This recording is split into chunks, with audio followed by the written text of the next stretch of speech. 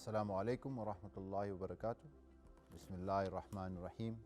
In the name of Allah, the most beneficent, the most merciful. Welcome to the Headmaster's Diary of fascinating and enjoyable stories and lessons. On our journey through my diary, we covered a variety of topics. One of these topics was how to achieve goals. I do hope that you practice the SMARTER principle and plan the goal that you have already achieved by now. In today's episode, I would like to explore habits and how they are formed. You may ask yourself, why is this important? Habits can become a part of our life, and it may not necessarily be good for us. In one of the schools where I worked, students developed a very bad habit of sleeping late at night. And to complicate things further, they also developed a habit of spending far too much time on their mobile phones before they went to sleep. We know this is a very bad thing. This makes sleeping even more difficult. We can see how these two behaviors work together to impact the student's sleep schedule, which had its drawbacks during class hours.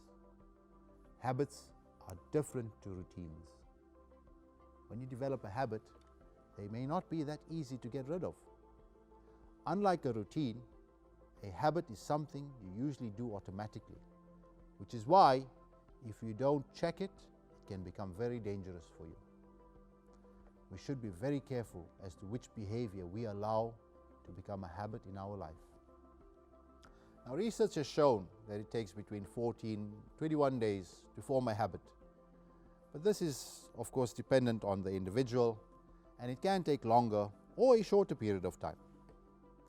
Some of the good habits we should aim to develop is, for example, reading the Quran every day, helping your mum setting the dinner table, or dad with the household chores. The better habits we form, the less space and time we will have to form bad habits. Here are some simple steps to develop a good habit. Let's use the Quran as an example.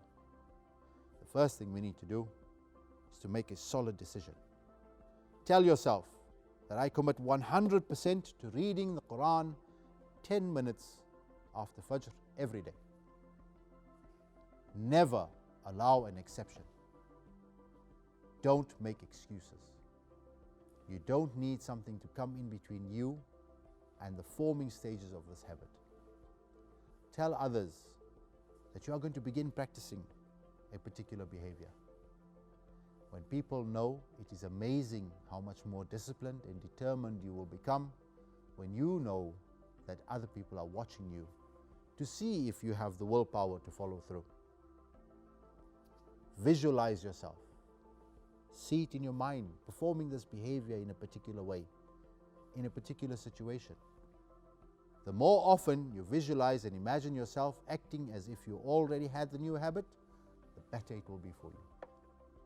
Persist in the new behavior until it is so automatic and easy that you actually feel uncomfortable when you do not have this behavior as part of your daily routine. Also, give yourself a reward, something small for practicing the new behavior. In this example, you already know that Allah subhanahu wa ta'ala is rewarding you, and what bigger reward can you ask for? Since your habits become part of you, whether they are good or bad, you choose to ultimately follow. How you choose to ultimately follow will set the tone for your entire life. If you have a habit of greeting your family with joy, you'll end up becoming a joyful person.